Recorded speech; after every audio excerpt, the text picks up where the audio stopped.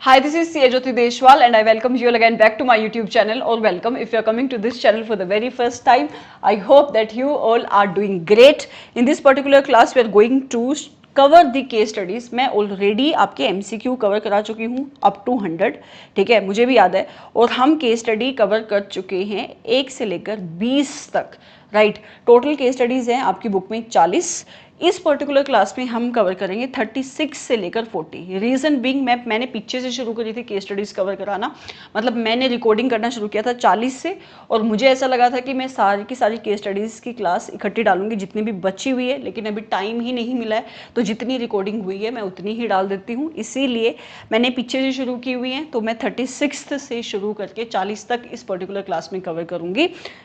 कल या परसों या आने वाले 1-2 दिन में रिमेनिंग केस स्टडीज़ भी खत्म हो जाएंगी और आपके जो बैलेंस 25 MCQ बचे हुए हैं वो भी खत्म हो जाएंगे, राइट। सो हम starting with the case study number 36। क्या कहते हैं आपकी case study number 36? CAD was practicing chartered accountant in Kolkata from the last 15 years. He was appointed as the statutory auditor of Giant Motors Limited, a listed entity which was involved in the business of manufacturing of motor cars for the financial year 2020-2021। CAD आपका एक प्रैक्टिसाइजिंग chartered accountant है, कोलकाता में practice कर रहा है, पिछले 15 साल से प्रैक्टिस कर रहा है, और जायंट मोटर्स लिमिटेड ने उसको अपना स्टैट्यूटरी ऑडिटर अपॉइंट किया है, जो कि एक लिस्टेड एंटिटी है और वो मोटर्स कार बनाती है। और कौन से फाइनेंशियल ईयर के लिए आपकी कंपनी ने ऑडिटर को अपॉइंट किया है? फाइनेंशियल ईयर 2020-21 के लिए, ठीक है। CAD was appointed as the joint auditor, single auditor appoint नहीं हुआ है, उसके साथ भी और ऑडिटर है, उसको as a joint auditor appoint किया गया है। कौन है बाकी दो ऑडिटर? CAT and CAP। मतलब हो सकता है यहां पे ऐसे नंबर 299 से कुछ तो क्वेश्चन पूछा जाए, ठीक है। फिर कहता है they have divided the responsibility for conducting the audit in accordance with ऐसे नंबर 299। उनको करना भी चाहिए था, उन्होंने अपनी रिस्पॉन्सिबिलिटीज को, काम को आपस में बांट लिया as per the requirement of ऐसे number 299। As the company has huge amount of property, plant and equipment, it was decided that all the auditors will verify the records relevant to PPE. उन्होंने planning के stage पे decide किया कि company के पास PPE बहुत ज्यादा है, तो प्लांट, प्रॉपर्टी, इक्विपमेंट की ऑडिट हम तीनों पार्टनर्स आपस में मिलजुल के करेंगे। मतलब ये कॉमन वर्क एरिया हो गया, राइट। मतलब यहाँ पे उनकी कोई भी काम की डिवीजन नहीं हुई है, इस एरिया में सारे के सारे पार्टनर्स मिलके काम करेंगे। वाइल फॉर्मिंग एन ओपिनियन, जब वो अपना ऑडिट का ओपिनियन बना रहे थे, CAD was having a different opinion on plant, your property, plant and equipment, but CAT and CAP were having the same opinion। अब उन तीनों ने ही PPE के ऊपर ऑडिट करी। CAD का opinion was different and CAT and P का opinion was same, ठीक है। CAD wants to qualify the capitalization of post acquisition cost incurred on machinery, whereas CAT and CAP were of the opinion that the treatment which is done by Giant Motors is correct। आपके CAD को लगता है कि जो आपकी giant Motors ने, मतलब आपकी कंपनी ने कैपिटलाइजेशन करी हुई है अपनी मशीनरी की, मतलब जो भी एक बार मशीनरी उसने एक्वायर कर ली, उसके ऊपर जो भी खर्चा है आपकी कंपनी ने उसको कैपिटलाइज किया हुआ है। आपके CAD का ऐसा ओपिनियन है, ये गलत है। लेकिन जो बाकी के ऑडिटर्स हैं उनको सही लगता है, उनको ये लगता है कि ये जो ट्रीटमेंट आपकी कंपनी ने करी है ये सही है। मतलब दोनों के जो ओपिनियन है वो डिफरेंट है। बोथ ऑफ देम कंटेंडेड, दोनों ने कुछ कहा, क्या कहा? That as they are forming a majority. अब T और P ने बोला कि क्योंकि हम मेजोरिटी में हैं, CAD will have to certify the common audit report, कि हम एक ही ऑडिट रिपोर्ट बनाएंगे और CAD को उसके ऊपर साइन करने पड़ेंगे, which is in accordance with the opinion of CAT and P। जो ओपिनियन वो दे रहे हैं, जो रिपोर्ट में वो इशू कर रहे हैं ओपिनियन, वो किसके अकॉर्डिंग हो रहा है? T और P के अकॉर्डिंग हो रहा है। और वो एक कंटेंड कर रहे हैं, ये बात को बोल रहे हैं कि क्योंकि हम मेजोरिटी में हैं, हम दो लोग हैं, तो CAD को हमारी बात माननी पड़ेगी। ऐसे नंबर 299 कहता है कि अगर किसी ऑडिटर का ओपिनियन डिफरेंट है किसी भी वर्क एरियाज में, मतलब कोई भी ऑडिटर एक डिफरेंट ओपिनियन देना चाहता है तो वो दे सकता है, और उस ओपिनियन को देने के लिए अगर वो डिफरेंट ऑडिट रिपोर्ट को इशू करना चाहता है तो वो डिफरेंट ऑडिट रिपोर्ट भी इशू कर सकता है, प्रोवाइडेड दैट कि जब वो अपनी ऑडिट रिपोर्ट को इशू करेगा उसमें एक रेफरेंस डाल दे कि इस रिपोर्ट के अलावा भी एक और रिपोर्ट है और उस रिपोर्ट के अंदर भी एक ऐसी ही कोरस्पोंडिंग रेफरेंस होगी, राइट। तो यहां पे ये जो आपका CAT और PD को बोल रही हैं कि तुम इसी रिपोर्ट के ऊपर साइन करो, ये गलत बोल रहे हैं, ठीक है।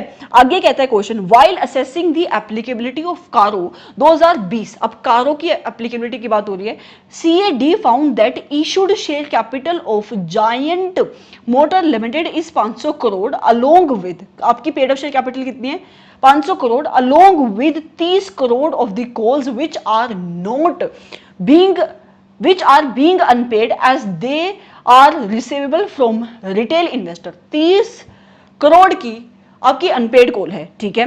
उसके साथ साथ in the month of July 2020 giant limited के आपके फॉरफिटेड शेयर्स हैं कितने, वर्थ ₹10 करोड़ के। तो देखो आप कैसे कैपिटल कैलकुलेट करते हो, paid up share capital provision क्या करोगी कि कोई भी आपकी प्राइवेट लिमिटेड कंपनी है, कोई भी आपकी प्राइवेट लिमिटेड कंपनी है which is not being a subsidiary of public company, उसके ऊपर भी कारो एप्लीकेबल हो जाता है अगर उसका paid up share capital plus reserves and surplus exceed करता है 1 करोड़ से। पेड अप शेयर कैपिटल में 500 करोड़ आएगा प्लस जो भी फॉरफिटेड शेयर का अमाउंट है वो भी हम कैलकुलेट करेंगे, उसमें से माइनस कर देंगे आपकी अनपेड कॉल्स का जो कितने हैं 30 करोड़ का। तो कितना बनता है ये बनता है 480 करोड़, ठीक है। 480 करोड़, क्योंकि ये 1 करोड़ से ज्यादा है तो CARO will be applicable. There were no reserves and surplus, okay, there was no reserves and surplus as it was transfer to the parent company. Reserves and surplus है नहीं, मतलब टोटल इनका paid up share capital plus reserves and surplus कितने 480 करोड़ रुपए का। Also along with the equity shares of 300 crore there was preference share capital of 200 crore. CAT while reporting under, अच्छा एक second, मैंने ऊपर ही कैलकुलेट कर लिया आपकी, मुझे लगा वही कैपिटल है, उसमें आप total paid up share capital लेते हो, इक्विटी भी आती है आपकी और प्रेफरेंस भी आती है, मतलब इक्विटी कितनी है 300, प्रेफरेंस कितनी है 200, अनपेड कॉल का अमाउंट आपको कर देना माइनस जो है 30 करोड़ रुपए का, और फॉरफीचर का आपको ऐड कर देना, तो कितना आएगा 480 करोड़ ही बनेगा, ठीक है। आगे कहता है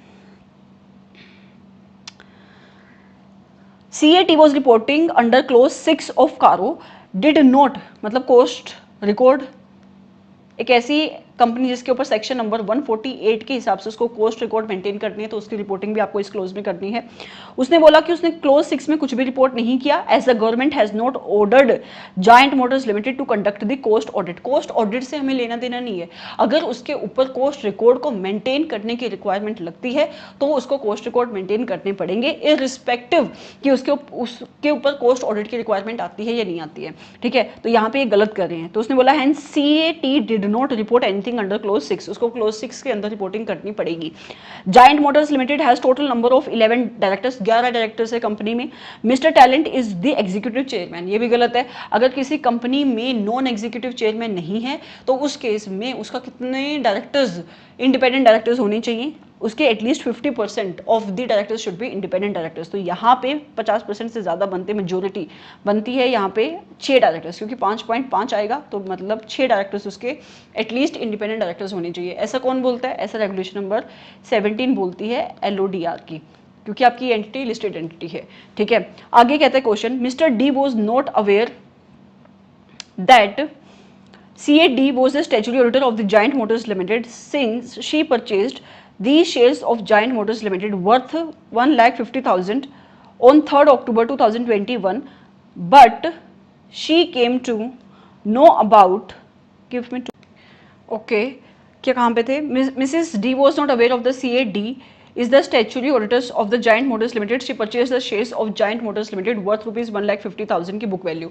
मिस्टर डी की जो वाइफ है मिसेस डी, उनको नहीं पता था कि उनके हस्बैंड इस कंपनी में स्टैट्यूटरी ऑडिटर है, तो उस बेचारी ने शेयर्स खरीद लिए।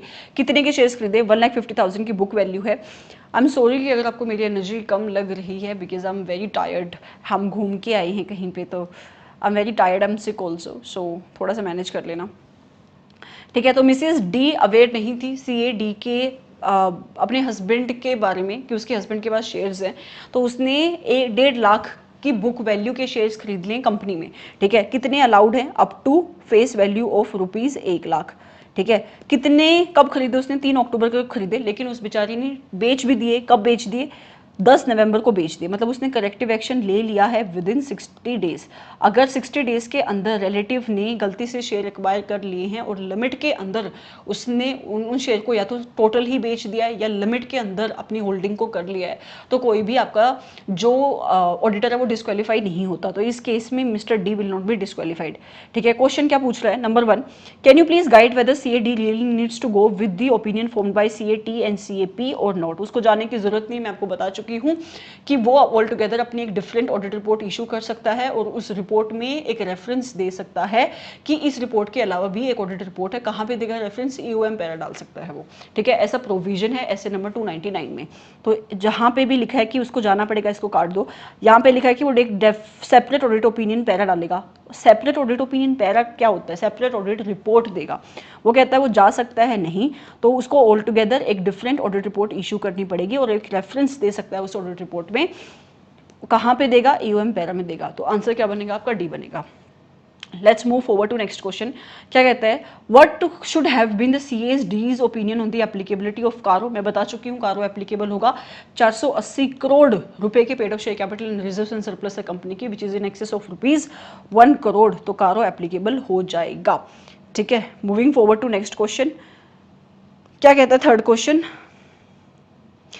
Was the approach followed by CAT for not reporting under clause 6 of CARO was correct? मैंने ये भी बता दिया है कि नहीं, the approach was not correct क्योंकि cost record मेंटेन करने की उसके ऊपर रिक्वायरमेंट एप्लीकेबल होती है, तो उसको कोस्ट रिकॉर्ड मेंटेन करना है। कोस्ट ऑडिट से उसको कोई भी लेना देना नहीं है। No clause 6 should have reported irrespective whether Giant Motors Limited has been ordered to conduct the cost audit by central government or not. तो ये आपका आंसर बनता है। फिर आता है Was there any non-compliance on the part of Giant Motors Limited in case of appointment of independent directors? Yes, non-compliance था। 6 independent directors उनको लग रहे थे, जबकि उन्होंने 5 मेंटेन करे हैं। मैंने आपको प्रोविजन भी बताई कि प्रोविजन क्या बोलती है। उसके बाद कहता है was the contention of the shareholders that CAD should vacate the office of the statutory auditor correct? Answer is no, क्योंकि 60 दिन के अंदर उसने अपना करेक्टिव एक्शन ले लिया है। Right, let's move forward to next case study. Okay, let's move forward to next question, that is question number 37. अच्छा क्वेश्चन है। क्या कहता है question? Well and Associates is an audit firm selected for the purpose of quality review by the Quality Review Board as it was having many of the statutory audit assignments of the client which are engaged into the sectors which are identified as prone to fraud.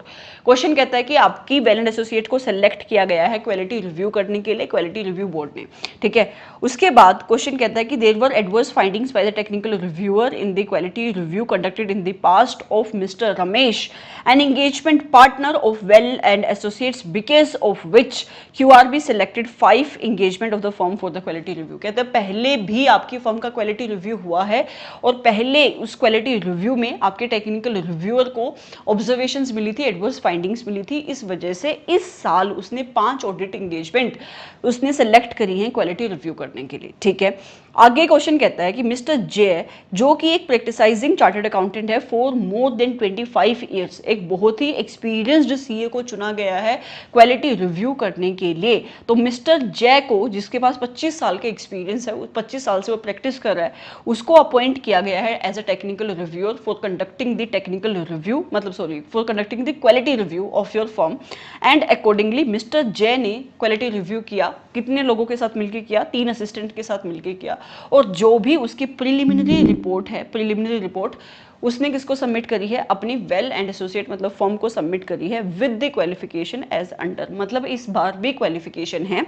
कौन कौन सी qualification उसने submit करी है? Number 1, the audit firm under review had not obtained a written confirmation of compliance with its policies and procedures on independence। कहता है कि आपकी firm की जो भी इंडिपेंडेंस की पॉलिसीज है, प्रोसीजर्स है, आपने अपने पर्सोनल से डिक्लेरेशन नहीं ली है इंडिपेंडेंस के ऊपर, मतलब आपकी फर्म की इंडिपेंडेंस की पॉलिसीज एंड प्रोसीजर्स है, आपने अपने पर्सोनल से, अपने लोगों से, अपने इंप्लॉई से इंडिपेंडेंस की कंफर्मेशन नहीं ली है, उनसे डिक्लेरेशन नहीं ली है पिछले 2 सालों से। SQC 1 कहता है कि ऐसी डिक्लेरेशन इंडिपेंडेंस की कंफर्मेशन आपकी फर्म को हर साल लेनी चाहिए। तो मतलब ये एक ऑब्जर्वेशन दी है टेक्निकल रिव्यूअर ने। सेकेंड ऑब्जर्वेशन क्या दी है, दी audit firm under review had established the policies and procedures for assembling of the final audit file in accordance with the time limit which is prescribed in essay number 230। कहता है जो भी essay number 230 में time limit है, जिस time limit के अंदर आपको अपनी ऑडिट फाइल को सबमिट, अपनी ऑडिट फाइल को बनाना चाहिए आपकी फर्म को, आपकी ऑडिट फर्म उस टाइम लिमिट के अंदर ही अपनी डॉक्यूमेंटेशन कर लेती है, फाइनल ऑडिट फाइल को तैयार कर लेती है।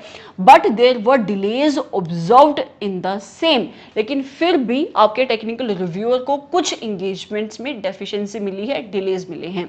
कितना टाइम पीरियड होता है एज पर एसए नंबर 230, जिस टाइम पीरियड के अंदर आपकी फर्म को ऑडिट खत्म होने के बाद अपनी फाइनल ऑडिट फाइल को तैयार कर लेना चाहिए, अपनी ऑडिट डॉक्यूमेंटेशन को खत्म कर लेना चाहिए। तो इसका आंसर है 60 days from the audit report, कि जब आपने ऑडिट रिपोर्ट बनाई उस डेट से 60 दिन के अंदर आपकी फाइनल ऑडिट फाइल बन जानी चाहिए, ऐसा लिखा है एसए नंबर 230 में।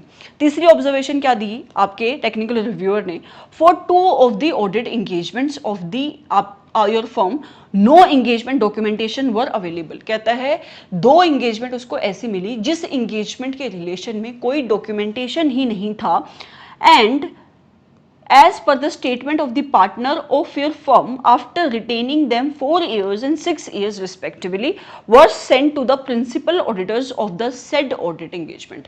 वो कहता है कि आपकी 2 ऑडिट एंगेजमेंट उसको मिली, मान लो एक मिली ऑडिट एंगेजमेंट नंबर 1, एक मिली ऑडिट एंगेजमेंट 2, उसको 2 ऐसी ऑडिट एंगेजमेंट मिली जिसके रिलेशन में उसको कोई भी डॉक्यूमेंटेशन नहीं मिली। किसको? आपके टेक्निकल रिव्यूअर को। टेक्निकल रिव्यूअर ने जाके आपके फर्म के लोगों से पूछा, ठीक है, तो एंगेजमेंट पार्टनर से पूछा, तो उसको सामने से जवाब आता है कि ये सारी की सारी डॉक्यूमेंटेशन हमारे पास नहीं है, हमने इसको प्रिंसिपल ऑडिटर को भेज दिया है। पहला जो आपकी फर्स्ट एंगेजमेंट थी उसके डॉक्यूमेंटेशन को हमने 4 साल अपने पास रखा, और जो दूसरी ऑडिट एंगेजमेंट के डॉक्यूमेंटेशन थे उसको हमने 6 साल अपने पास रखा, और उसके बाद हमारे पास अभी वो कोई भी ऑडिट डॉक्यूमेंटेशन नहीं है इन एंगेजमेंट्स को लेकर। तो आप मुझे एक बात बताओ, एसए नंबर 230 में कितने टाइम पीरियड तक आपको अपनी ऑडिट डॉक्यूमेंटेशन को मेंटेन करना चाहिए, कितने टाइम तक एक ऑडिटर को अपने वर्किंग पेपर को रिटेन करना चाहिए? सो आंसर है इसका 7 ईयर्स। 7 साल से कम आप अपने ऑडिट डॉक्यूमेंटेशन को नहीं रख सकते, तो यहां पे भी उसने डिफॉल्ट किया है।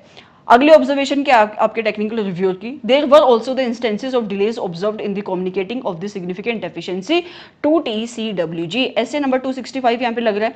आज एसए नंबर 265 कहता है कि during the course of audit अगर आपके ऑडिटर को कोई भी सिग्निफिकेंट डेफिशिएंसीज मिलेंगी तो आपके ऑडिटर की रिस्पॉन्सिबिलिटी है कि उन सिग्निफिकेंट डेफिशिएंसीज को टाइमली बेसिस पे किसको बताना है? TCWG को बताना है। लेकिन आपके टेक्निकल रिव्यूअर को यहाँ पे फर्म के कुछ ऐसे केसेस मिले हैं जहां पे आपके ऑडिटर ने, आपके एंगेजमेंट पार्टनर ने डेफिशिएंसीज को TCWG को नहीं बताया। इसने आगे लिखा कि आप रेफर करना है, आप हमें नोट को, नीचे कोई नोट दिया होगा उसको आपको रेफर करना है, and then will come to know कि ऑब्जर्वेशन है क्या।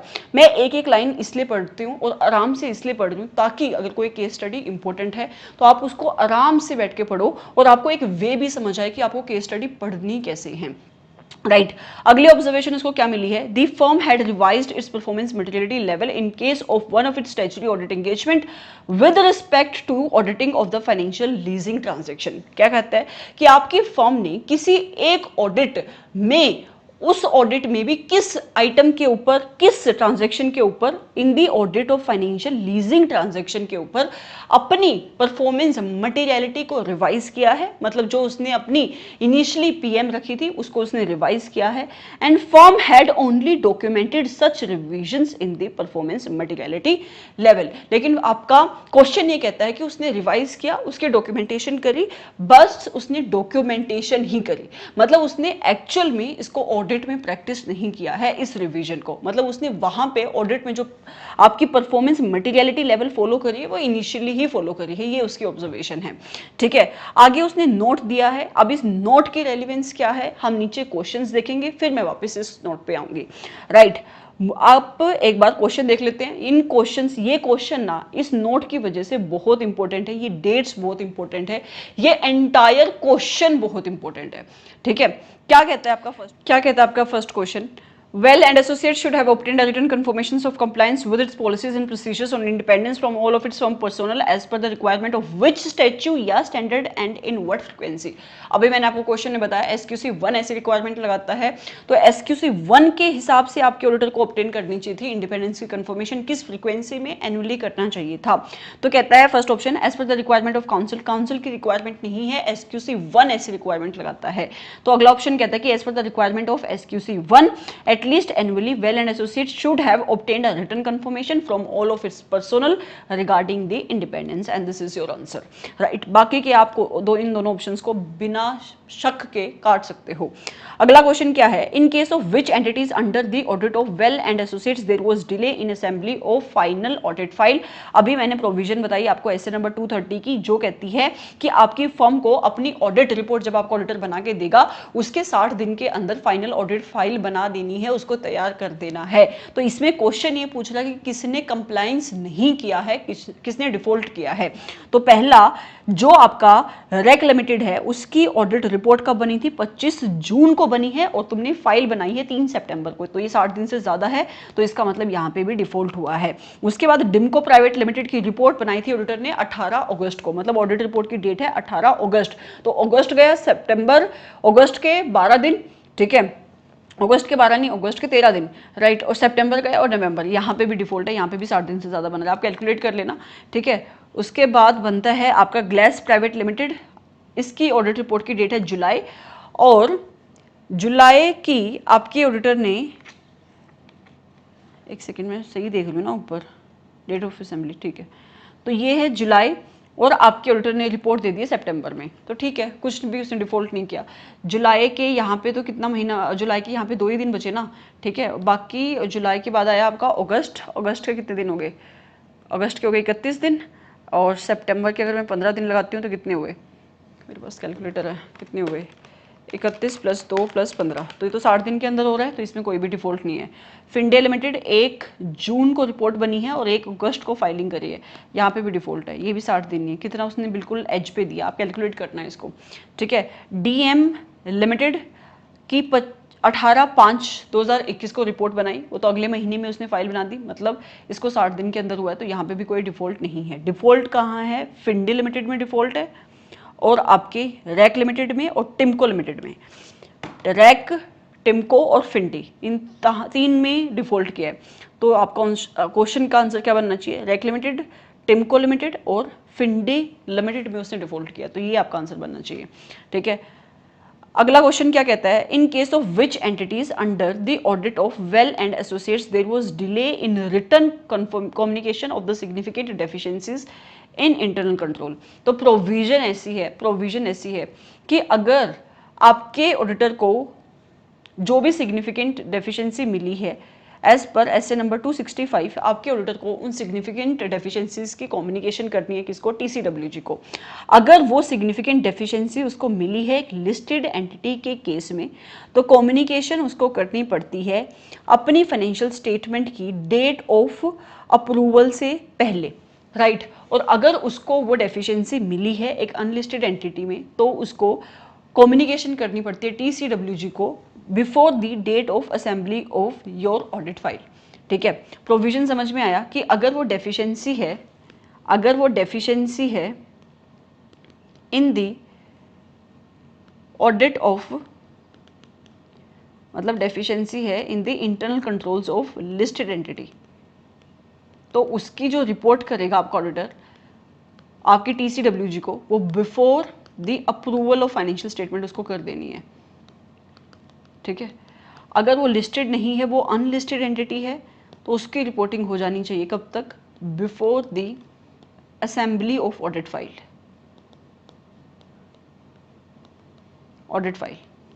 ठीक है। अब ये देखो, यहाँ पे फर्स्ट रैक लिमिटेड क्या है, आपकी लिस्टेड एंटिटी है।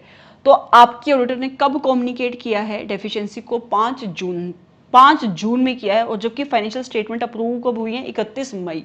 तो फाइनेंशियल स्टेटमेंट अप्रूवल के बाद उसने कम्युनिकेशन करी है, जो कि गलत है, क्योंकि लिस्टेड एंटिटी के केस में उसको कम्युनिकेशन करनी है before the approval of the financial statement. तो यहाँ पे एक इसका नॉन कंप्लायंस हुआ है आपकी रैक लिमिटेड का। टिमको आपकी अनलिस्टेड है, उसने कम्युनिकेशन कब करी है, 25 अगस्त को करी है, और उसको करनी कब चाहिए थी, आपकी assembly of final audit file से पहले, तो उसने पहले ही करी है। यहाँ पे कोई भी डिफॉल्ट नहीं हुआ है। तो अभी तक मुझे एक ऐसा केस मिला है, कौन सा, रैक लिमिटेड वाला। तीसरा, ग्लास प्राइवेट लिमिटेड में उसने क्या किया, एक सेकेंड, ये क्या है इसकी, मैं ऊपर लिख लेती हूँ, ये इसकी अप्रूवल की डेट है, ये इसकी फाइनल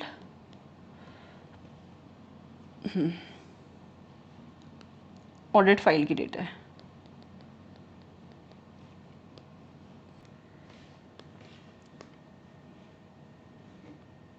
ओके, कहाँ पे थे, ग्लास प्राइवेट लिमिटेड की अप्रूवल हुई है फाइनेंशियल स्टेटमेंट की, अनलिस्टेड है, अप्रूवल से मुझे लेना देना नहीं है, मुझे फाइनल ऑडिट फाइल देखना है। तो हाँ, ग्लास प्राइवेट लिमिटेड की भी बाद में हुई है, ऑडिट फाइल पहले बन गई है और उसके बाद डेफिशिएंसी को कम्युनिकेट किया है, तो ये भी यहाँ पे भी डिफॉल्ट है। तो अभी तक मुझे 2 जगह पे डिफॉल्ट मिला, ग्लास प्राइवेट लिमिटेड का और रैक प्राइवेट लिमिटेड का। फिनडे लिस्टेड है, तो मैं कंपैरिजन करूँगी अप्रूवल का और आपकी इस डेट का। तो इसने अप्रूवल हुई है आपकी फाइनेंशियल स्टेटमेंट की 12 मई को, और आपने डेफिशिएंसी को कम्युनिकेट कर दिया पहले, मतलब 5 मई को, तो यहाँ पे कोई भी डिफॉल्ट नहीं है। डीएम लिमिटेड भी अनलिस्टेड है, यहाँ पे तो मुझे अप्रूवल की डेट नहीं देखनी, यहाँ पे मुझे देखनी है फाइनल ऑडिट फाइल की डेट, जो है 25 जून की। तो उसके बाद ही कम्युनिकेट किया जुलाई में, तो यहाँ पे भी डिफॉल्ट है।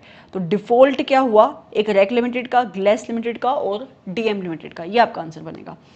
ठीक है, प्रोविजन मैंने आपको बता दिया क्या है, कौन कौन सा आंसर बनेगा आपका, रैक लिमिटेड का, ग्लास प्राइवेट लिमिटेड का और डीएम लिमिटेड का। So your answer would be D, right. मैंने आपको बिगनिंग में इसीलिए बोला था, अच्छा क्वेश्चन है, बहुत अच्छा क्वेश्चन है, इंपॉर्टेंट क्वेश्चन है।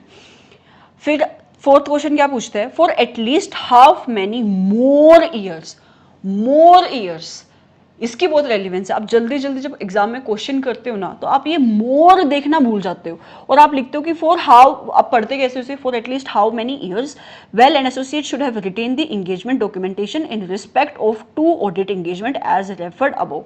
आप कहते हो कि यार मैंने ऐसे नंबर 230 में पढ़ा था कि 7 साल तक मुझे रिटेन करना चाहिए, 7 साल का तो इसमें कहीं ऑप्शन ही नजर आता। फिर आपके दिमाग में पता नहीं क्या क्या क्वेश्चन आने शुरू हो जाते हैं। क्वेश्चन बोल रहा है कि भाई कितने साल और उन्हें रखना चाहिए था। ऊपर उन्होंने क्या बोला कि एक को हमने 4 साल रखा है, और दूसरी ऑडिट एंगेजमेंट के ऑडिट डॉक्यूमेंटेशन को हमने 6 साल रखा, और उसके बाद हमने प्रिंसिपल ऑडिटर को भेज दिया। प्रोविजन कहती है कि 7 साल तुम्हें ऑडिट डॉक्यूमेंटेशन रिटेन करनी है अपने पास। तो कितने साल और रखना चाहिए था, 3 साल और 1 साल और, क्योंकि अगर मैं 4 में 3 ऐड करूंगी तो 7 आएंगे, और 6 में 1 ऐड करूंगी तो 7 आएंगे।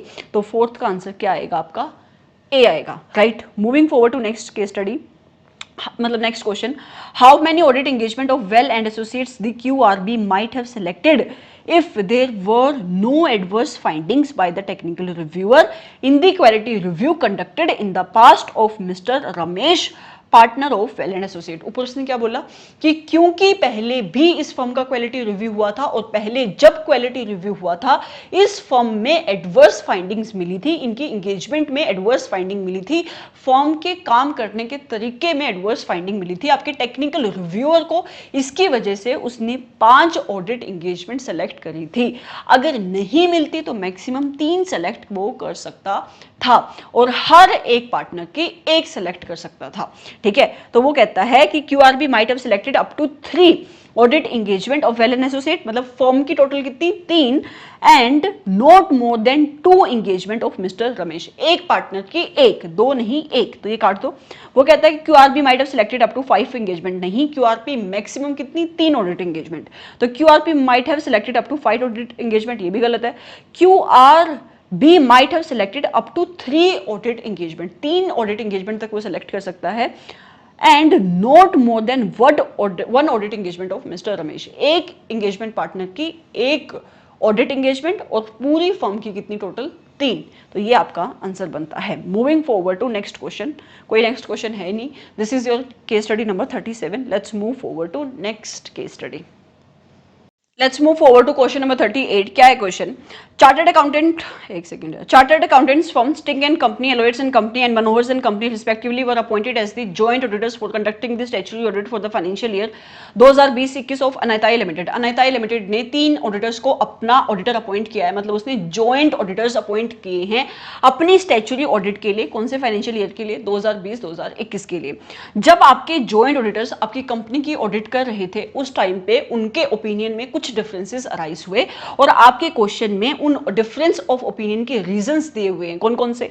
Number 1, Manohar and company wanted to refer to the work of the auditors expert mister Tanmay in the audit report, but the others joint auditors were not agreeing on the same, as such reference was not relevant to understanding in the final audit opinion and also it was not required by any statute। अब आपका एक auditor है जिसका नाम है Manohar and company. उन्होंने क्या किया है? उन्होंने किसी ऑडिटर एक्सपर्ट को यूज किया है। कौन सा ऑडिटर एक्सपर्ट? जिसको हम ऐसे नंबर 620 में पढ़ते हैं, और वो चाहती है कि उसने जिस ऑडिटर एक्सपर्ट के काम को यूज किया है उस ऑडिटर एक्सपर्ट के काम की रेफरेंस वो अपनी ऑडिट रिपोर्ट में देना चाहती है। लेकिन जो आपके बाकी के ऑडिटर्स हैं उनको नहीं लगता कि ऐसी कोई रेफरेंस देने की नीड है। रीजन बीइंग, उनको लगता है कि जो ऑडिट ओपिनियन हम दे रहे हैं उसको समझने के लिए ऐसे कोई भी रेफरेंस देने की रिक्वायरमेंट नहीं है, और ना ही कोई लॉ या रेगुलेशन, कोई स्टैच्यू ऐसी कोई रिक्वायरमेंट लगाता है। तो आपको ऑडिटर एक्सपर्ट के किए हुए काम की, मतलब उसके काम को जो आपने यूज किया है, ऑडिटर एक्सपर्ट को जो यूज किया है अपनी ऑडिट के लिए, उसकी रेफरेंस अपनी ऑडिट में देने की नीड नहीं है, ऐसा आपके बाकी के जॉइंट ऑडिटर्स कह रहे हैं। तो इस सिचुएशन में कौन सही है? तो इस सिचुएशन में सही है आपके बाकी के जॉइंट ऑडिटर्स, क्योंकि आपके ऐसे नंबर 620 में ये बात बहुत स्पेसिफिकली लिखी हुई है कि अगर कोई लॉ या रेगुलेशन रिक्वायरमेंट नहीं लगाता है, या फिर जिस टाइप का ऑडिट ओपिनियन आप दे रहे हो उस ओपिनियन को समझने के लिए रेफरेंस की रिक्वायरमेंट नहीं है, आपको रेफरेंस नहीं देनी है, then you are not required to give any reference in relation to auditors expert, right. तो ये था आपका फर्स्ट रीजन कि उनके बीच में जो डिफरेंस अराइज हो रहे थे। अभी तक क्वेश्चन नहीं पूछा है, जब क्वेश्चन आएगा तब हम देखेंगे कि क्वेश्चन क्या पूछ रहा है और हमारी अंडरस्टैंडिंग क्या है। मैंने सिर्फ आपको एक प्रोविजन बताई है अभी, right. Moving forward to next reason, क्या है ये? Certain misstatement affected information to be included in the management discussion and analysis of Anaitai's limited annual report, but they were lower than the materiality set for the financial statement level as a whole, and so according to Eloids and company there was no requirement to perform any audit procedures on the same, but the other joint auditors were not agreeing on the same for the reasons that the information may reasonably be expected to influence the economic decisions of the users of the financial statement। ये कहता है कि आपके एलोइड and company को कोई miss statement मिली है और वो उन मिस स्टेटमेंट को, अपनी मिस स्टेटमेंट को उसको मटेरियल नहीं मान रहा है, उसको अपने ऑडिट ओपिनियन में उसको इंक्लूड नहीं करना चाहता है, उसके ऊपर ऑडिट प्रोसीजर्स नहीं परफॉर्म करना चाहता है। रीजन बीइंग, उसको लगता है क्योंकि कि जो उनकी मिस स्टेटमेंट है उन मिस स्टेटमेंट का अमाउंट उसके materiality level for the financial statement as a whole से कम है, तो वो मिस स्टेटमेंट उसके लिए मटीरियल नहीं है। लेकिन अलोइड एंड कंपनी के अलावा जो बाकी के जॉइंट ऑडिटर्स हैं उन्हें लगता है क्योंकि ये मिस स्टेटमेंट ऐसी हैं कि these misstatement are likely to affect the decisions of the users of the financial statement, तो आपके ऑडिटर को इन मिस स्टेटमेंट के ऊपर भी कंफर्ट लेना चाहिए, इन मिस स्टेटमेंट की इवैल्यूएशन करनी चाहिए, इन मिस स्टेटमेंट की वजह से आपके फाइनेंशियल स्टेटमेंट के ऊपर इफेक्ट कैसा पड़ रहा है इसकी इवैल्यूएशन करनी चाहिए। तो इस केस में सही कौन है? तो अगर आपको ऐसे नंबर 320 में मटीरियलिटी की डेफिनेशन याद हो तो उसमें एक पॉइंट ये है कि हम किसी भी आइटम को मटीरियल तब कहते हैं, किसी भी मिस स्टेटमेंट को मटीरियल तब कहा जाता है जब वो मिस स्टेटमेंट अफेक्ट कर सकती है आपके यूजर्स के डिसीजन को। तो अगर ये मिस स्टेटमेंट ऐसी है that it is likely to affect the decisions of the users of the financial statement, तो इस मिस स्टेटमेंट को मटीरियल कहा जाएगा, राइट। अगला क्वेश्चन क्या है? अगला डिफरेंस क्या राइज हुआ उनके बीच में? For any selected item, the joint auditors were not able to apply the designed audit procedures or suitable alternative audit procedures. उनको कोई एक ऐसा आइटम मिला कि जिस आइटम के ऊपर आपके ऑडिटर ऑडिट प्रोसीजर्स परफॉर्म नहीं कर पा रहे हैं, और आपका जो ऑडिटर है जिसका नाम क्या है, Aloids and company, they wanted to treat that item as a misstatement in case of test of control as well as in case of test of details. आपका ऑडिटर कह रहा है कि टेस्ट ऑफ कंट्रोल्स के case में भी कि मैं इस मिस स्टेटमेंट को, मैं इस आइटम को क्या मानूंगा, मिस स्टेटमेंट, और टेस्ट ऑफ डिटेल्स के केस में भी मैं इस आइटम को क्या मानूंगा, मिस स्टेटमेंट। लेकिन जो आपके बाकी के ऑडिटर्स हैं वो इस ट्रीटमेंट से अग्री नहीं कर रहे हैं। इस सिचुएशन को समझना क्या है, एसए नंबर 330 में हम क्या पढ़ते हैं, हम पढ़ते हैं रिस्पॉन्सेज, राइट। जब आपका ऑडिटर एसए नंबर 315 लगाता है और उसकी जो भी अंडरस्टैंडिंग होती है वहां पे वो करता है क्या, बेसिकली एसए नंबर 315 में आपका ऑडिटर करता है रिस्क की असेसमेंट। तो रिस्क की जो भी उसकी असेसमेंट होती है उसके अगेंस्ट एसए नंबर 330 में आकर वो रिस्पॉन्सेज जनरेट करता है। और वो दो टाइप के रिस्पॉन्सेज जनरेट कर सकता है, या तो वो टीओसी परफॉर्म करता है या तो वो टीओडी परफॉर्म करता है। टीओसी क्यों परफॉर्म करता है, ताकि वो चेक कर सके कि जो इंटरनल कंट्रोल्स आपकी मैनेजमेंट ने लगाए हैं, आपके एंटिटी में लगी हैं, क्या वो internal controls are operating effectively or not. TOD perform करने का उसका ऑब्जेक्टिव होता है कि वो मिस स्टेटमेंट्स को ढूंढ सके एट द असर्शन लेवल। अब क्या होता है कि अगर आपके ऑडिटर को टीओसी में कोई भी एक्सेप्शन मिलती है, मतलब इंटरनल कंट्रोल में कोई भी एक्सेप्शन मिलती है, एक्सेप्शन का मतलब क्या, कि जो उसकी अंडरस्टैंडिंग थी इंटरनल कंट्रोल्स को लेकर, और जब उसने टीओसी लगाए और जो उसको एक्चुअल रिजल्ट्स मिले, अगर उन दोनों के बीच में डिफरेंस है, उसको कहते हैं एक्सेप्शन। तो अगर उसको कोई भी टीओसी में एक्सेप्शन मिलती है, तो उस एक्सेप्शन मतलब उस टीओसी के रिजल्ट में कोई एक्सेप्शन मिलती है, तो उस एक्सेप्शन को मिस स्टेटमेंट नहीं कहते, उस एक्सेप्शन को कहा जाता है डेविएशन। लेकिन अगर ऐसी कोई गलती उसको टीओडी लगाने पे मिलती है तो उसको कहते हैं मिस स्टेटमेंट। मतलब एक्सेप्शन अगर उसको तब मिली जब उसने टीओडी लगाए तो उसको कहा जाएगा मिस स्टेटमेंट। और आपके क्वेश्चन क्या कह रहा है, आपका क्वेश्चन कह रहा है कि आपके ऑडिटर को, आपका ऑडिटर ऑडिट प्रोसीजर्स नहीं परफॉर्म कर पा रहा है, तो उस केस में भी अगर वो नहीं परफॉर्म कर पा रहा है, इसका मतलब उसको कंफर्ट नहीं मिल रहा है। अगर वो कंफर्ट नहीं ले पा रहा है टीओसी के केस में, तो उसको कहा जाएगा डेविएशन, और टीओडी के केस में उसको कहा जाएगा मिस स्टेटमेंट। लेकिन आपका ऑडिटर दोनों ही केस में उसको मिस स्टेटमेंट करना, मिस स्टेटमेंट दिखाना चाहता है। तो लेकिन जो आपके बाकी के ऑडिटर है वो इस चीज से अग्री नहीं कर रहे। तो इस सिचुएशन में सही कौन है, तो इस सिचुएशन में सही है आपके जॉइंट ऑडिटर्स, और मैंने आपको रीजन बताया एसए नंबर 330 में,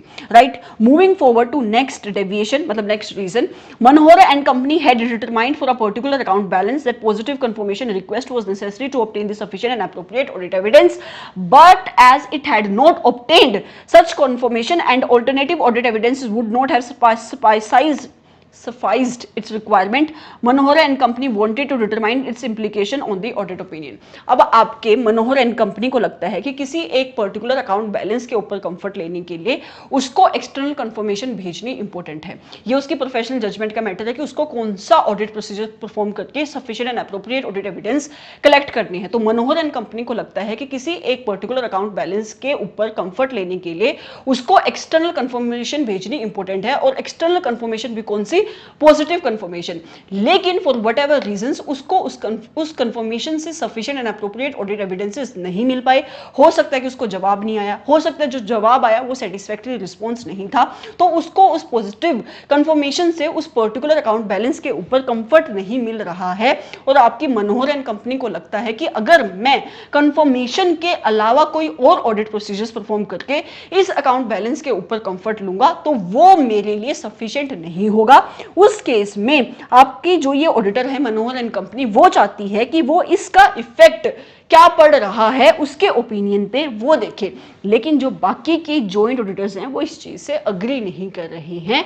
तो इस सिचुएशन में आपकी मनोहर एंड कंपनी सही बोल रही है, क्योंकि एसए नंबर 505 में हम इस बात को पढ़ते हैं कि जहां पे आपके ऑडिटर को ऐसा लगता है कि एक्सटर्नल कंफर्मेशन भेजना was important, right, that it was the right audit procedures, उस ऑडिट प्रोसीजर्स को परफॉर्म करने की बाद भी, एक्सटर्नल कंफर्मेशन भेजने के बाद भी अगर उसको सेटिस्फैक्टरी रिस्पॉन्स नहीं मिलता है या फिर वो उसको रिस्पॉन्स ही नहीं मिलता है, उस केस में आपका स्टैंडर्ड कहता है कि आपके ऑडिटर को, क्योंकि उस पर्टिकुलर अकाउंट बैलेंस के ऊपर कंफर्ट लेना है और अगर वो कंफर्ट नहीं ले पा रहा है किसी और ऑल्टरनेटिव ऑडिट प्रोसीजर से, तो उस नॉन कंफर्ट का इफेक्ट उसके ऑडिट ओपिनियन पे क्या पड़ रहा है, आपके ऑडिटर को इसकी इवैल्यूएशन करनी पड़ेगी। इसीलिए इस सिचुएशन में Manohar and company are correct, right. आगे कहता है the difference of the opinion in case of Tink and company and Eloids and company वो रिजोल्व। वो कहता है कि जो ऊपर डिफरेंसेस थे टिंक एंड कंपनी और एलोइड्स एंड कंपनी के बीच में,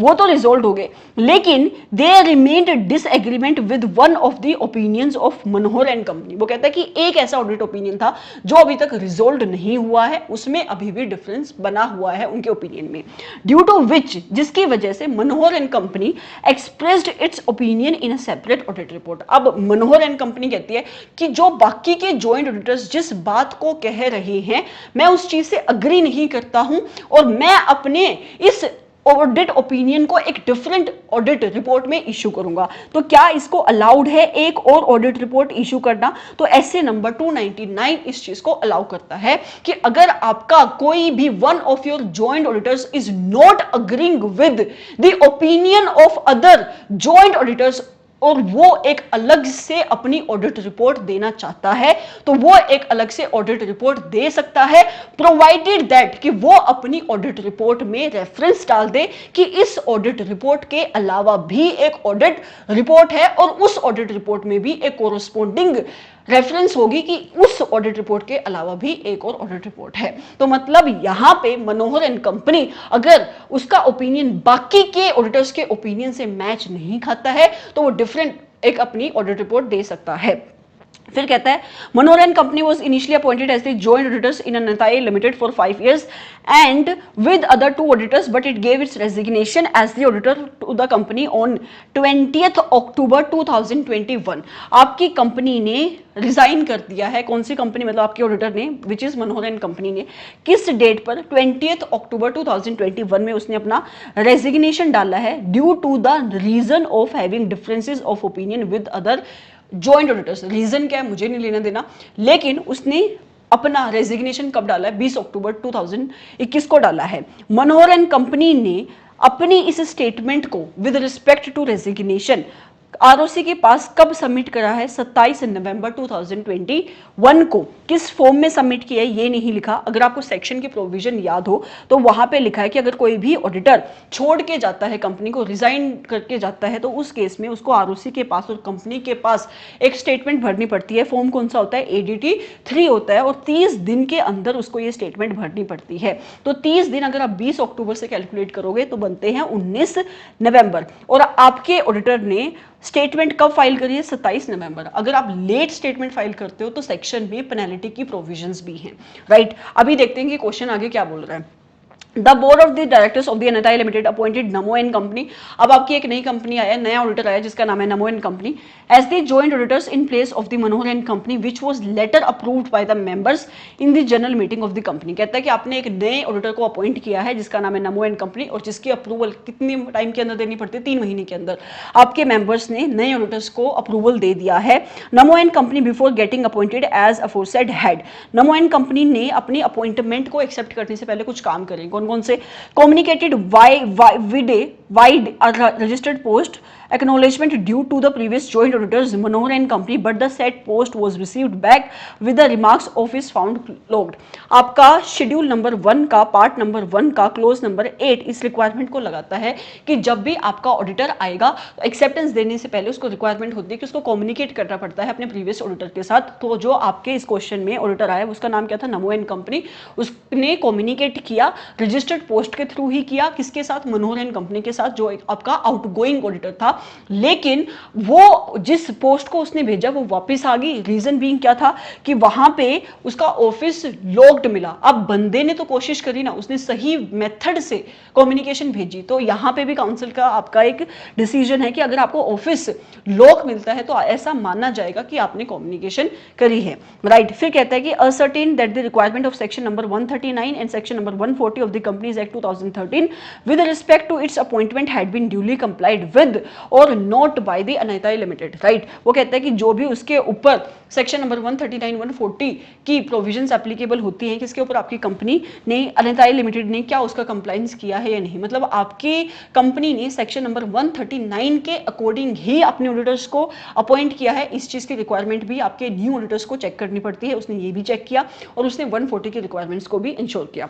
ठीक है। उसके बाद आपको देने हैं सवालों के जवाब। कौन कौन सा? पहला question, whether the opinion of the Manohar and company for referring the work of the auditors expert mister Tanmay in the audit report can be considered as valid. क्या आप इसे वैलिड कहेंगे? मैंने आपको अभी रीजन बताया कि ये वैलिड नहीं होगा, क्योंकि ना तो कोई लॉ या रेगुलेशन ऐसे रिक्वायरमेंट लगाता है, ना जो ऑडिट ओपिनियन आपका ऑडिटर अपनी रिपोर्ट में दे रहा है उसको अंडरस्टैंड करने के लिए ऐसे किसी भी रेफरेंस को देने की नीड है। तो आपके ऑडिटर को ऐसे रेफरेंस को नहीं देना चाहिए। तो कहता है नहीं, as such a reference was not relevant to an understanding of the final audit opinion and also it was not required by any law and regulation. तो इस वजह से आपको कोई भी रेफरेंस देने की नीड नहीं है। आप बाकी के ऑप्शन खुद पढ़ लेना या ना पढ़ो, क्योंकि यही आपका आंसर है। मैंने आपको इतनी बार प्रोविजन को बार बार रिपीट कर दिया है, right. Moving forward to next question, क्या है, whether the opinion of Aloyers and company for treating the item as a misstatement. जो हमने ऊपर देखा कि आपका ऑडिटर ऑडिट प्रोसीजर्स नहीं परफॉर्म कर पा रहा है, उस केस में मिस स्टेटमेंट जो उसको टीओसी में मिल रही है उसको भी वो क्या कह रहा है, उसको भी कहते हैं कि मैं मिस स्टेटमेंट मानूंगा। और जो वो टीओडी नहीं लगा पा रहा है उस आइटम के ऊपर, तो उसको भी वो मिस स्टेटमेंट ट्रीट करना चाहता है। तो आप मुझे बताओ, क्या दोनों के केस में ही वो मिस स्टेटमेंट मान सकता है? हमने ऊपर अभी सीखा था टीओसी के केस में वो बोलेगा डेविएशन है, और आपके टीओडी के केस में उसको बोला जाता है कि वो एक मिस स्टेटमेंट है। तो आंसर क्या होगा? No, such item shall be misstatement only in case of TOC. No, TOC के केस में तो वो क्या होगी, डेविएशन, और टीओडी के केस में क्या होगी, मिस स्टेटमेंट। फिर वो कहता है कि yes, such an item will be treated as a misstatement in case of TOC. नहीं, no, such an item shall be treated as a deviation in case of test of controls and test of details. ये भी गलत है, क्योंकि test of control के case में उसको deviation माना जाएगा और टेस्ट ऑफ डिटेल के केस में उसको माना जाएगा मिस स्टेटमेंट। फिर कहता है कि no, as such item shall be treated as a misstatement only in case of test of detailed and for test of controls इस आइटम को माना जाएगा डेविएशन। इस आइटम को माना जाएगा डेविएशन, राइट, कि ये डेविएशन है कि आपका ऑडिटर इसके ऊपर कोई भी ऑडिट प्रोसीजर्स परफॉर्म नहीं कर पा रहा है। मूविंग फॉरवर्ड, आगे अगला क्वेश्चन क्या कहता है, whether the insistence by your Manohar and company for determining the implication of not obtaining the response of positive confirmation request on the audit opinion can be considered as valid. Answer is yes, it will be considered as your valid response. तो जहां पे लिखा कि valid नहीं है उसको काट दो नो। फिर कहता है yes, because in case in such a case the auditor should have determined implication for the audit and auditors opinion in accordance with S A number 705। अगर उसको कंफर्ट नहीं मिल रहा है और उसको लगता है, ये आपकी ऑडिटर की प्रोफेशनल जजमेंट है, कि उसको लगता है कि मैं अगर एक्सटर्नल कंफर्मेशन के अलावा कोई और ऑडिट प्रोसीजर्स परफॉर्म करूंगा तो मुझे कंफर्ट नहीं मिलेगा, तो अगर ये उसकी प्रोफेशनल जजमेंट है तो उस केस में या तो उसको क्वालिफाइड ऑडिट ओपिनियन देना चाहिए या तो डिस्क्लेमर ऑफ ओपिनियन देना चाहिए। मतलब उसको अपने ऑडिट ओपिनियन को मॉडिफाई करना पड़ेगा एज पर एसए नंबर 705। तो उसको इंप्लीकेशन देखनी पड़ेगी कि उसकी ऑडिट रिपोर्ट पे क्या इंप्लीकेशन आ रही है। तो ये आपका आंसर बनता है। तो जहां पे नो लिखा है आप उसको इजीली काट सकते हो। अगला क्वेश्चन क्या कहता है, बाय व्हाट डेट, किस डेट तक, मैं बता चुकी हूं आपको, Manohar and company should have filed the statement. 30 दिन के अंदर उसको स्टेटमेंट भर देनी चाहिए थी, फॉर्म नंबर ADT 3 में जानी चाहिए थी। डेट बनती है नवंबर 19 2021 और फॉर्म बनता है ADT 3, राइट, हाँ यही बनता है, ओके। फिर आता है आपका last question, whether Namo and company would be considered to have satisfied the requirement of communicating with the previous auditor। मैंने बताया बंदे ने कोशिश करी, सही वे से कम्युनिकेशन भेजी, एक्नोलेजमेंट ड्यू के साथ भेजी, लेकिन वो वापस आ गई क्योंकि आगे प्रीमाइसिस लॉक थी। उसी प्रीमाइसिस पे भेजी जो ICI के साथ रजिस्टर्ड थी। अब उसकी क्या गलती कि कोई सामने वाला बंदा ताला लगा के गया हुआ है, तो उसने अपनी रिस्पॉन्सिबिलिटी फुलफिल करी। तो यस, उसने सही काम किया, मतलब he has communicated in a right way. तो जहां पे लिखा है कि नो उसको काट दो, अगला कहता है कि नो, फिर कहता है yes it would be deemed that such a post was delivered. अब उससे मान लिया जाएगा कि पोस्ट डिलीवर हो चुका है, राइट। तो आपका आंसर बनेगा बी। ये थी आपकी case study number 38। Let's move to next case study. Let's move forward to next case study. क्या कहते हैं आपकी case study number 39। A special resolution was passed by the Dunk Limited, an unlisted public company, for the purpose of conducting the investigation into the affairs of the company by getting the order of the central government for the same. Question कहता है कि आपकी company ने special resolution pass किया कि क्योंकि वो central government को अप्लाई करना चाहती है for getting the special investigation under section number 210। ठीक है, अब क्वेश्चन आगे कहता है कि the central government on the receipt of such application from the Dunk limited supported by a copy of the special resolution did not deem fit to pass an order of the investigation and thereby rejected such request। लेकिन आप जब आपकी central government को ये order मिला, जब आपकी central government को स्पेशल रेजोल्यूशन मिला, उसने स्पेशल रेजोल्यूशन को पढ़ा और उसको ये रियलाइज हुआ कि नहीं मेरे लिए ये इंपॉर्टेंट नहीं है, मतलब आपकी सेंट्रल गवर्नमेंट ने इन शॉर्ट उसको ठीक नहीं लगा और उसने मना कर दिया इन्वेस्टिगेशन करने से। Thereafter certain specified number of the shareholders of Dunk limited made an application to the tribunal. आपके जो शेयर होल्डर्स है वो अभी शांत नहीं बैठे, उन्होंने ट्राइब्यूनल को अप्लाई कर दिया इन्वेस्टिगेशन करने के लिए और आपके ट्राइब्यूनल ने मैटर को समझा और वो इस कंक्लूजन पे पहुंचे कि जो आपके शेयर होल्डर्स कह रहे हैं इन्वेस्टिगेशन कराने के लिए वो बिल्कुल सही कह रहे हैं और आपके ट्राइब्यूनल ने सेंट्रल गवर्नमेंट को एक ऑर्डर पास कर दिया to do the investigation into the affairs of the company. अब सेक्शन नंबर 210 में एक ग्राउंड है कि जहां पे उसको ऑर्डर मिलता है आपकी सेंट्रल गवर्नमेंट को किससे, ट्राइब्यूनल से, उसको इन्वेस्टिगेशन करनी पड़ेगी। ठीक है, तो जैसे ही आपकी सेंट्रल गवर्नमेंट को ऑर्डर मिला ट्राइब्यूनल से, उसने इन्वेस्टिगेशन करने का ऑर्डर पास कर दिया है और उसने मिस्टर राजेश को एज अ इंस्पेक्टर अपॉइंट करा है इन्वेस्टिगेशन करने के लिए। मिस्टर राजेश एक प्रैक्टिसाइजिंग चार्टर्ड अकाउंटेंट है और किस फर्म के साथ एसोसिएटेड है वो, RSN कंपनी के साथ। Mister Rajesh started the investigation into the affairs of Dunk limited from 3 अप्रैल 2021। उसने डेट दी है कि इस डेट से इन्वेस्टिगेशन शुरू होगी आपकी कंपनी की। All the books and paper of your company were handed over to mister Rajesh from 4 अप्रैल 2021। 4 अप्रैल 2021 से आपके कंपनी के पेपर्स डॉक्यूमेंट्स आपके इंस्पेक्टर को हैंडओवर कर दिए गए हैं। During the investigation mister Rajesh considered it necessary to examine the books and papers of Blue Bell private limited which is a supplier of your Dunk limited while investigating on a particular matter relating to the purchases of Dunk Limited. वो कह रहा था कि आपके inspector को एक important matter मिला है परचेसेस में, उस मैटर की ज्यादा इन्वेस्टिगेशन करने के लिए आपके इंस्पेक्टर ने आपका एक सप्लायर है जिसका नाम है ब्लू बेल प्राइवेट लिमिटेड, उसके भी डॉक्यूमेंट्स मंगवाए हैं और आपके मिस्टर राजेश को डॉक्यूमेंट प्रोवाइड कर दिए गए हैं by the officer of Dunk limited. किस डेट को, 20 अप्रैल 2021 को।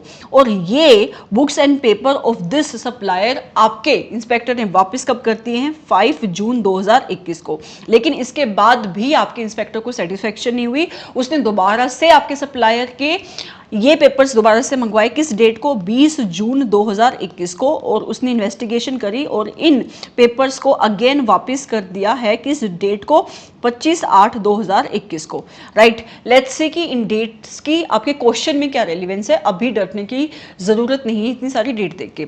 Let's move forward. क्वेश्चन क्या कहता है आगे, mister Rajesh at the later stage of investigation, मतलब इन्वेस्टिगेशन चलती गई, आगे चल के क्या देखता है वो, उसने इनिशिएट कर दी है investigation into the affairs of sink Limited. एक और आपकी कंपनी अभी सीन में आई है जिसका नाम क्या है, सिंक लिमिटेड। सिंक लिमिटेड एक अनलिस्टेड पब्लिक कंपनी है और ये जो सिंक लिमिटेड है इसको मैनेज कौन कर रहा है, इसको मैनेज कर रहा है डंक लिमिटेड का एक्स मैनेजर। ठीक है, तो आपके यहाँ जो इंस्पेक्टर है उसके पास पावर होती है सेक्शन नंबर 219 में to order the investigation into the affairs of related companies as well. Right, तो ठीक है, वो उसकी इन्वेस्टिगेशन कर रहा है। उसके बाद कहता है mister Rajesh examined on oath. अब आपके इंस्पेक्टर के पास पावर होती है कि वो आपके कंपनी के एम्प्लॉयज़ को, उनके एक्स एम्प्लॉयज़ को, रिलेटेड पार्टी को, मतलब रिलेटेड जो आपकी कंपनीज है उनको, उनके एम्प्लॉयज़ को, उनके डायरेक्टर्स को, उनके ऑफिसर्स को ऑन ओथ बुला के उनसे इंफॉर्मेशन मंगवा सकता है, मतलब उनको समन कर सकता है। तो उसने किस किस की अटेंडेंस को इन्फोर्स किया है, ये सिविल पावर दी जाती है, सिविल कोर्ट की पावर होती है। अब बार बार पढ़ते हुए इन पावर्स को अलग अलग जगह पे। ठीक है, तो सिविल कोर्ट की पावर्स में से एक पावर होती है to examining on the oath, right. तो उसने किसको दी है, सबसे पहले उसने किसको बुलाया, समन करके मिस्टर राजेश को, तो वो बुला सकता है, यस वो आपकी कंपनी का एक्स एम्प्लॉई है, डायरेक्टर था आपकी कंपनी का, तो बुला सकता है। उसके बाद जो आपकी कंपनी का करंट डायरेक्टर है उसको तो बुला ही सकता है। उसके बाद मिस्टर सनी जो आपके सिंक लिमिटेड का एम्प्लॉई है, सिंक लिमिटेड क्योंकि आपकी रिलेटेड पार्टी है इन अ वे, क्योंकि आपका जो एट प्रेजेंट सिंक लिमिटेड को मैनेज कर रहा है वो आपकी कंपनी का एक्स मैनेजर था, तो इससे भी मंगवा सकता है। मिस्टर राज जो कि आपके सप्लायर का एम्प्लॉई है, इसको वो सम्मन नहीं कर सकता, इसको वो बुला नहीं सकता, और बुला के वो इससे इंफॉर्मेशन नहीं मांग सकता। अगर वो बुलवाना चाहता है तो उसको सेंट्रल गवर्नमेंट का प्रायर अप्रूवल लेना पड़ेगा, ऐसा सेक्शन में लिखा हुआ है। Okay, let's move forward. आगे क्या कहता है question, the investigation in the case of aforesaid company that is Dunk Limited and Sink Limited was concluded by Mr. Rajesh, but only forwarded the report of result of investigation of Dunk Limited after authentication to the central government। वो कहता है उसने Dunk Limited की भी investigation करी, Sink Limited की भी investigation करी, लेकिन जो उसको सेंट्रल गवर्नमेंट को रिपोर्ट देनी होती है उसने सिर्फ Dunk Limited की ही रिपोर्ट भेजी। बिल्कुल सही किया। उसको किसकी इन्वेस्टिगेशन के लिए अपॉइंट किया गया था, Dunk Limited की इन्वेस्टिगेशन के लिए अपॉइंट किया गया था। तो वो Sink Limited की रिपोर्ट तभी अपनी इन्वेस्टिगेशन के साथ भेजेगा अगर उसको लगता है कि उसको कोई ऐसा मैटर मिला है जो उसकी इन्वेस्टिगेशन के लिए रेलिवेंट है। आगे क्या कहता है question, on the perusal of such investigation report of Dunk limited, जैसे ही आपकी सेंट्रल गवर्नमेंट को ये रिपोर्ट मिली, उसको पता लगा कि आपकी कंपनी ने फाइनेंशियल ईयर 2019-20 में फिक्टिशियस सेल्स बुक करी थी, जिसकी वजह से आपके जो फाइनेंशियल ईयर 2019-20 के फाइनेंशियल स्टेटमेंट हैं वो ट्रू एंड फेयर पिक्चर नहीं दे रही हैं। और क्योंकि आपके अब ट्राइब्यूनल को, मतलब आपके सेंट्रल गवर्नमेंट को ऐसा लग रहा है कि आपकी 2019-20 में गलतियां थी, तो उसको एक आइडिया हो रहा है सेंट्रल गवर्नमेंट, क्योंकि हो सकता है कि जो करंट ईयर है, मतलब जो 2020-2021 है, हो सकता है कि इस साल के भी फाइनेंशियल ईयर मिस स्टेटेड हो। इसी वजह से सेंट्रल गवर्नमेंट ने ट्राइब्यूनल को एप्लीकेशन दी है कि इस कंपनी के, मतलब डंक लिमिटेड के जो भी बुक्स ऑफ अकाउंट्स है उनकी री ओपनिंग होनी चाहिए और फाइनेंशियल स्टेटमेंट की रीकास्टिंग होनी चाहिए, राइट। आगे क्या कहता है question, the tribunal passed an order on 12/1/2022। Tribunal ने ऑर्डर कब पास किया, 12/1/2022 को। किसको, डंक लिमिटेड को बोला कि तुम अपनी बुक्स को रीओपन करो। सेक्शन 130 और 131 ऑफ कंपनीज एक्ट में प्रोविजंस लिखे हुए हैं। एंड तुम अपनी फाइनेंशियल स्टेटमेंट को रीकास्ट करो, कौन से फाइनेंशियल ईयर के लिए, जिस फाइनेंशियल ईयर में गलतियां थी, मतलब 2019-2020 के लिए। After giving a notice to the central government for the same and taking into consideration the representation which is made by it in this regard. ये कुछ नहीं लिखा, ये आपके सेक्शन की प्रोविजन लिखी है।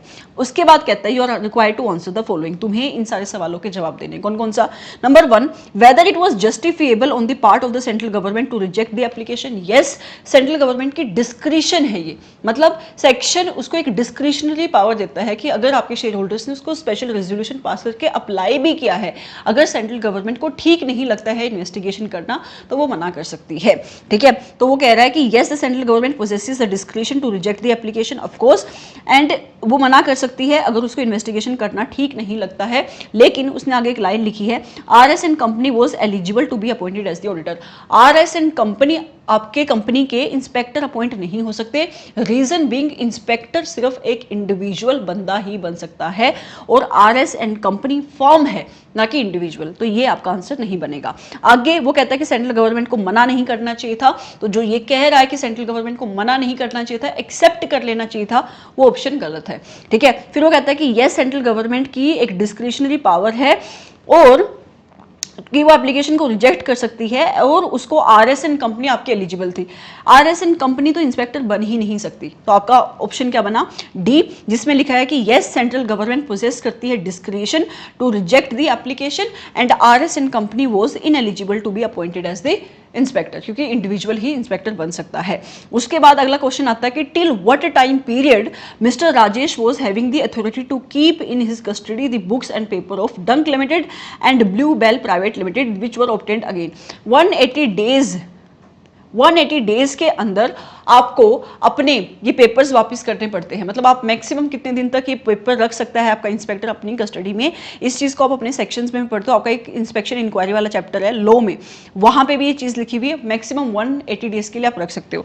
तो आपने इनिशियली अपनी कंपनी के कब ऑब्टेन किए थे, 4 अप्रैल को, मतलब अक्टूबर में आपको ये वापस करने पड़ेंगे, और आपके इंस्पेक्टर ने दोबारा से आपके सप्लायर के कब ऑब्टेन करे थे? 20 जून को, 20 जून 2021। तो मतलब 180 दिन निकाले यहाँ से, तो आप कैलकुलेट कर लेना कितना बनता है। तो आई थिंक अराउंड ही दिसंबर में जाएगा, तो दिसंबर तक उसको वापस कर देने चाहिए थे। ठीक है, मतलब आपको 180 डेज याद रखना है बस कि इस डेट तक आपको वापस करने हैं। तो आपका आंसर कहाँ बनेगा इसमें? अब मुझे एग्जैक्ट डेट तो नहीं पता, बट दिसंबर के आसपास बनेगा, मतलब it will B this I think, क्योंकि आई थिंक इसमें डेट का कुछ इशू आप कैलकुलेट करके देखना, लेकिन प्रोविजन 180 डेज ही कहती है। ठीक है, आगे चलते हैं नेक्स्ट क्वेश्चन में। For which of the following person mister Rajesh was required to obtain prior approval of the central government for examining them on the oath? मैं बता चुकी हूँ मिस्टर राजेश, इनको वो बुला सकता है। ठीक है, let's move forward to next question. Whether it was justifiable on the part of mister Rajesh for not forwarding the investigation report to the of sink limited to the central government? Yes, yes बिल्कुल, क्योंकि उसको inspector किसका appoint किया गया है? आपके डंक limited का। तो उसकी रिस्पॉन्सिबिलिटी है कि डंक लिमिटेड की रिपोर्ट को वो आगे फॉरवर्ड करे। ये सिंक लिमिटेड की रिपोर्ट को तब फॉरवर्ड करेगा अगर उसको ऐसा कोई मैटर लगता है कि जो आपके डंक लिमिटेड की इन्वेस्टिगेशन को इफेक्ट कर रहा है। तो वो कहता है कि yes provided the reasons for note, उसको कोई रीजन प्रोवाइड करने की नीड नहीं है। ठीक है, फिर कहता है कि नो नहीं, जो ये कह रहा है कि नो की रिस्पॉन्सिबिलिटी है उसको फॉरवर्ड करना चाहिए था सिंक लिमिटेड की रिपोर्ट को भी गवर्नमेंट को, वो ऑप्शन गलत है। फिर कहता है कि नो, तो ये भी ऑप्शन गलत है। फिर कहता है yes if mister Rajesh such if according to mister Rajesh such report was not relevant to the investigation of Dunk limited and the type of the fraud identified is in the nature of advance billing respectively. उसने सिर्फ लिखा है कि मान लो आपका जो mister Rajesh है, अगर उसको लगता है कि ये आपकी जो रिपोर्ट है, किसकी रिपोर्ट? सिंक लिमिटेड की, वो उसकी डंक लिमिटेड के इन्वेस्टिगेशन के लिए रेलिवेंट नहीं है, तो उसको कोई नीड नहीं है फॉरवर्ड करने की। तो येस इट इज़ करेक्ट। इसने फिर आगे ऐसे लिखा है, ऑल्दो आई डोंट नो ये क्यों लिखा है यहाँ पे, क्योंकि यहाँ पे रीजन कुछ भी लिखा जा सकता था, बट इसने ऐसे लिखा है कि type of the fraud which is identified in the nature of, और अगर जिस टाइप का फ्रॉड उसने आइडेंटिफाई किया है वो किस नेचर में होना चाहिए? एडवांस बिलिंग के नेचर में होना चाहिए। इस अगर मेरी मानोगे तो इस लास्ट वाली लाइन को यू हैव टू इग्नोर। ठीक है, तो अगर क्योंकि या तो इसमें कोई चीज़ मिसिंग है इस केस स्टडी में जो इस पर्टिकुलर लाइन से रिलेट करती है, क्योंकि इस लाइन का इस केस स्टडी से कोई रेलिवेंस दिख नहीं रहा है। ठीक है, तो आपके लिए आंसर बनेगा डी, जहाँ यही आपका करेक्ट ऑप्शन है, क्योंकि मिस्टर राजेश को वो रिपोर्ट तब फॉरवर्ड करनी पड़ेगी अगर उसकी खुद की कंपनी की इन्वेस्टिगेशन के ऊपर कोई फर्क पड़ रहा है तो। ठीक है, let's move forward to next question. क्या कहता है question? Whether it was mandatory for the tribunal to take into consideration the representation which is made by the central government before passing the order of reopening accounts and till what financial year tribunal can make the order of reopening of account. आप ना एक section पढ़ते हो, आपको याद हो, पता नहीं आप उसमें तो आई हैव नो आइडिया कि अगर आप पढ़ते हो, अभी ये सेक्शन ही फाइनल में, लेकिन एक सेक्शन आप पढ़ते थे इंटर में, सेक्शन नंबर 130 एंड 131। 130 एंड 131 में प्रोविजंस हैं कि किस किस ग्राउंड पे ट्राइब्यूनल को, मतलब कौन कौन एप्लीकेशन करता है, सेंट्रल गवर्नमेंट उसको अप्लाई करती है या इनकम टैक्स अथॉरिटीज होगी ये अप्लाई करते हैं, सेबी अप्लाई करता है, उनकी जब एप्लीकेशन आपके ट्राइब्यूनल को मिलती है तो आपके ट्राइब्यूनल को ऑर्डर पास करना पड़ता है। शेल है वो वर्ड, ठीक है, तो मैंडेटरी है उसके लिए। वो कहता है कि डिस्क्रिशनरी है, वो कहता है डिस्क्रिशनरी है, नहीं जी डिस्क्रिशनरी नहीं है, it was mandatory for the tribunal to take into consideration the representation which is made by the central government। और आपका ऑडिटर, अच्छा उसके लिए मैंडेटरी है उसको कंसिडर करना, लेकिन कंसिडर करने के बाद पावर किसकी है ऑर्डर पास करने की? ट्राइब्यूनल की। ठीक है, so this is your answer. This was your case study number 39th। Let's move forward to next case study and now I need a break before that. क्या कहती है आपकी case study number 38? Chartered accountants firm है आपकी Tink and company, Lloyds and company and Manohar and company respectively were appointed as the joint auditors for conducting the statutory auditor for the financial year of Anita limited. मतलब आपकी अनीतिया limited की financial year कौन सा है? 2020-21 के लिए 3 ऑडिटर्स को as a joint auditors appoint किया गया है स्टैट्यूटरी ऑडिट करने के लिए। They were having the difference of the opinion with regard to the following points। उन लोगों के आपस में बातचीत हो रही थी और उनके डिफरेंस ऑफ ओपिनियन अराइज हो रहे थे इन पॉइंट्स को लेकर। किन किन पॉइंट्स को लेकर? Number 1, Manohar and company wanted to refer to the work of the auditor's expert Mr. Tanmay in the audit report, but the other joint joint auditors were not agreeing to the same, as reference was not relevant to an understanding in the final audit opinion and it was not required by any statute। बिल्कुल सही कह रहे हैं। आपका ऐसे number 620 भी ये बात कहता है कि जहां पे आपके ऑडिटर ने किसी एक्सपर्ट का काम यूज किया है तो आपको उस की रेफरेंस अपनी ऑडिट रिपोर्ट में तभी देनी है अगर वो आपकी ऑडिट ओपिनियन को अंडरस्टैंड करने के लिए रेलिवेंट है या फिर कोई लॉ या रेगुलेशन आपके ऊपर रिक्वायरमेंट लगाता है। तो ये तो बिल्कुल सही कह रहे हैं। आगे, certain misstatement affected information to be included in the management discussion and analysis of Anathi's limited annual report, but as they were lower than the materiality set for the financial statement as a whole, and so according to Lloyds and Company, there was no requirement to perform any audit procedures on the same, but the other joint auditors were not agreeing to the same for the reason that the information may not reasonably expected to influence the economic decision of the users of the financial statement. वो कह रहा है कि आपकी कोई information है जो management discussion and analysis report,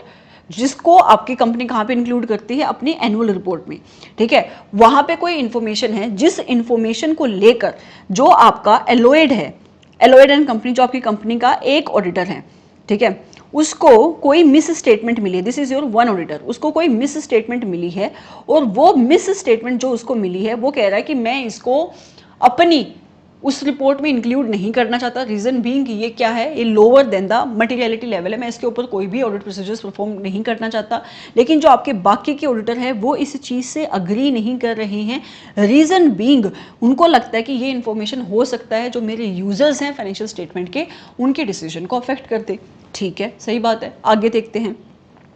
For a selected item, किसी आइटम को लेकर the joint auditors were not able to apply the designed audit procedures or suitably alternate procedures, and Lloyds and Company wanted to treat that item as a misstatement in the case of test of control as well as in case of test of details, but the other joint auditors were not agreeing on the said treatment. एक और बात कह रहे हैं क्या कि किसी items को लेकर आपके जॉइंट ऑडिटर्स एक किसी कंक्लूजन पे पहुंच नहीं पा रहे, मतलब they are not able to apply the designed audit procedures, मतलब या तो जो उन्होंने अपने टीओसी और टीओडी बनाए थे, ठीक है, उनको अप्लाई नहीं कर पा रहे हैं,